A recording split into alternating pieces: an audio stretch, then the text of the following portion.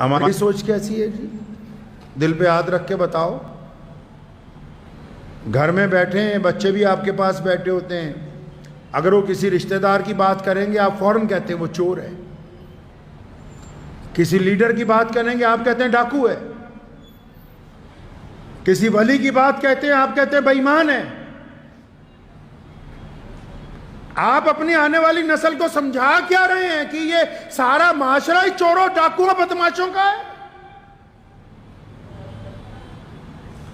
आप उलमा की बात कर लें तो उन पर तनकीद है, आप दुनियादारों की बात कर लें उन पर तनकीद है, आप सियासतदानों की बात कर लें उन पर तनकीद है। आप आने वाली नस्ल को क्या पैगाम देना चाहते हैं? आपके बच्चों के सामने आपके भाइयों की बात होती है तो आप अपने भाइयों को डाकू बताते हो। तुम्हारे बच्चों के सामने तुम्हारी बहनों की बात होती है, तुम उन्हें बेईमान बताते हो। तुम्हारे बच्चों के सामने तुम्हारे पड़ोसियों की बात होती है, तुम उन्हें बेईमान बताते हो।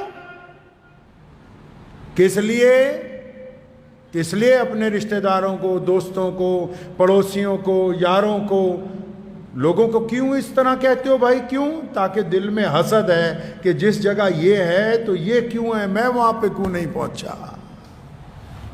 और क्या वजह है भाई? इसके अलावा और क्या वजह क्या है हसद की? हसद की बुनियाद ही यही है कि बंदा दूसरे आदमी को एक आला मुकाम पर देख के दिल में जलता रहता है कि ये कैसे उस मुकाम तक पहुंच गया, मैं होना चाहिए था, और फिर पूरी ताकत लगाता है कि किसी तरह इसको गिरा दूं। अल्लाह फरमाते हैं वो तु इज्जु मन तशाउ व तुजिल्लु मन तशा, की इज्जत और जिल्लत तो क्या फरमाया? इज्जत और जिल्लत तो अल्लाह फरमाते हैं हम देते हैं, तुम कौन होते हो इसका फैसला करने वाले? मेरे सामने मेरी